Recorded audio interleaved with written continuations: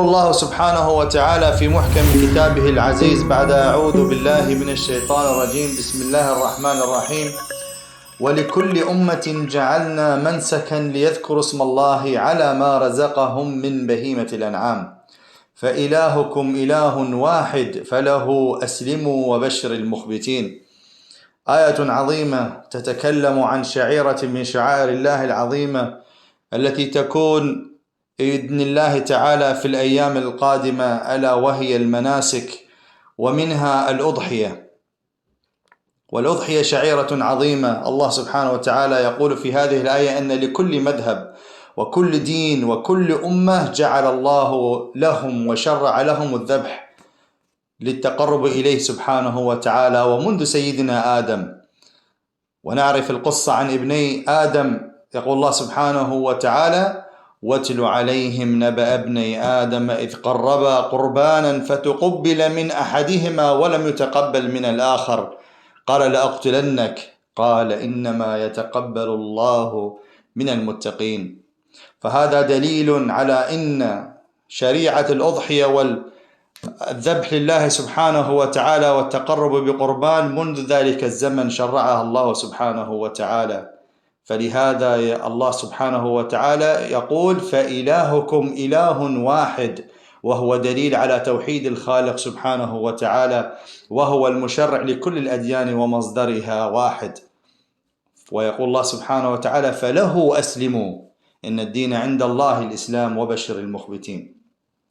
والأضحية كما قلنا شعيرة من شعائر الله يجب تعظيمها امتثالا لقوله سبحانه وتعالى: ذلك ومن يعظم شعائر الله فإنها من تقوى القلوب. فلهذا يقول الله سبحانه وتعالى: إنها من تقوى القلوب، وهو أعز الأعضاء في الإنسان. رسول الله صلى الله عليه وسلم يقول: إن في الجسد لمضغة إن صلحت صلح سائر الجسد وإن فسدت فسد سائر الجسد، ألا وهي القلب. فهذه الشعيرة العظيمة مرتبطة من تقوى القلوب. ذلك ومن يعظم شعائر الله فإنها من تقوى القلوب. وكل الأعمال غايتها هي التقوى. فالصوم كان الله سبحانه وتعالى يقول: لعلكم تتقون بعد آيات الصيام، وهي سنة واجبة عن أهل كل بيت مسلم قدر أهلها عليها، أي المقدرة المادية، وذلك لقوله: فصل لربك وانحر بصيغة الأمر. وعن عبد الله بن عمر رضي الله عنه قال: أقام النبي صلى الله عليه وسلم بالمدينة 10 سنين يضحي، أي كان صلى الله عليه وسلم كل عام يضحي. فكان صلى الله عليه وسلم منذ هجرته يحافظ على هذا العمل حتى توفاه الله. وقد صح في الحديث أنه صلى الله عليه وسلم قد ضحى بكبشين أملحين أقرنين وذبحهما بيده.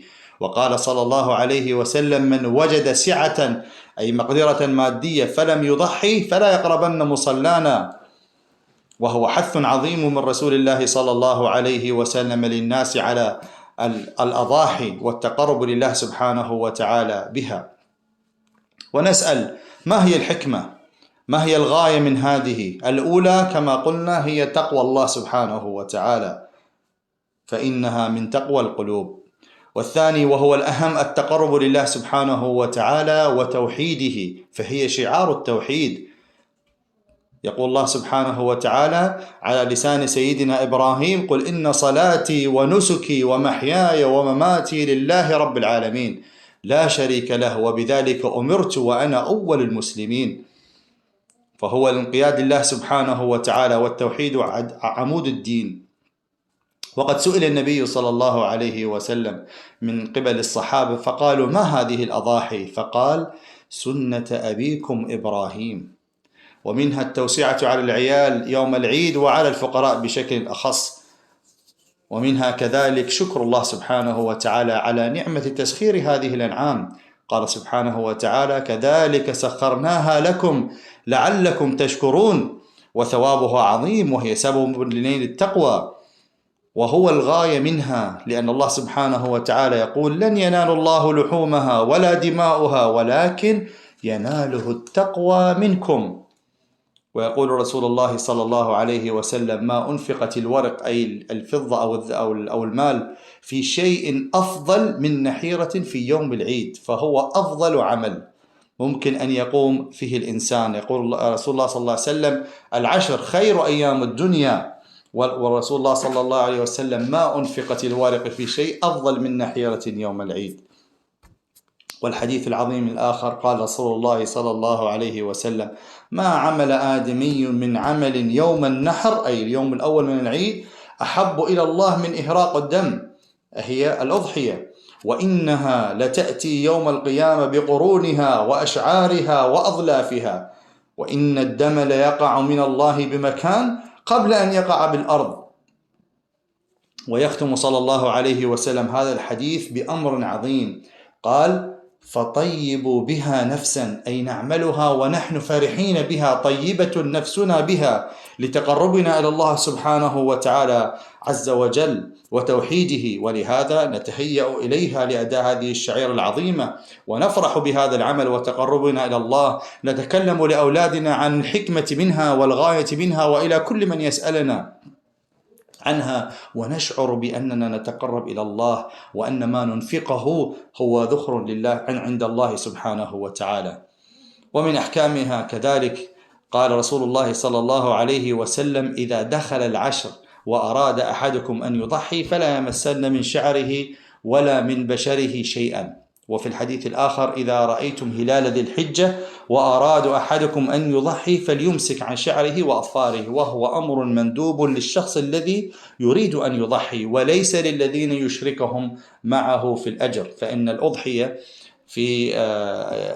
تجزي عن العائلة، الزوج والزوجة والأولاد، فهو الذي يمسك عن شعره وبشره. وهنا يأتي سؤال: إذا احتاج أحد أن يقص أظافره أو يقص شعره فهل عليه من شيء؟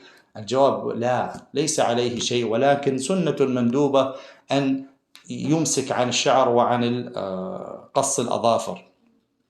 وكما قلنا الزوجة والأولاد لا يدخلون بهذا. وكذلك من أحكامها يجب أن تكون الأضحية سليمة من كل عيب ومرض وبعمر معين حسب نوعها، وتكون سمينة ليست هزيلة.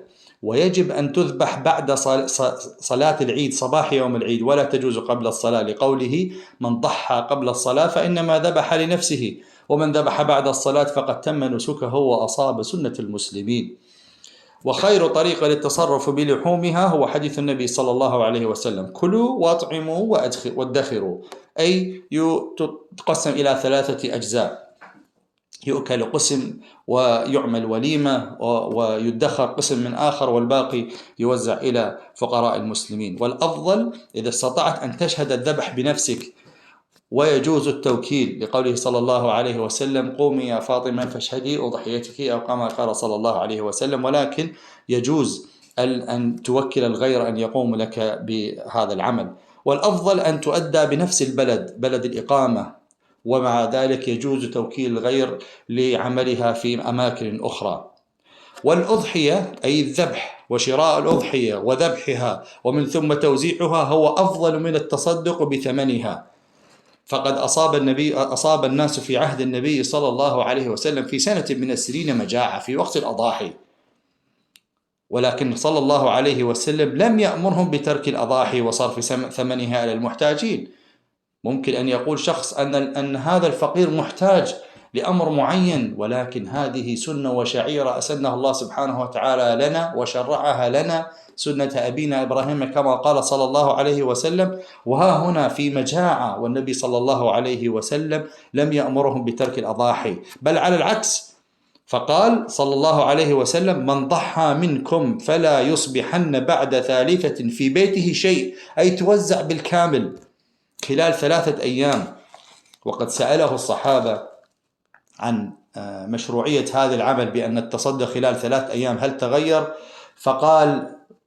فقالوا: يا رسول الله، نفعل كما فعلنا في العام الماضي، أي عندما كانت المجاعة توزع بالكامل. فقال: كلوا واطعموا وادخروا، وهو الحديث الذي سقناه بتوزيعها إلى 3 أقسام.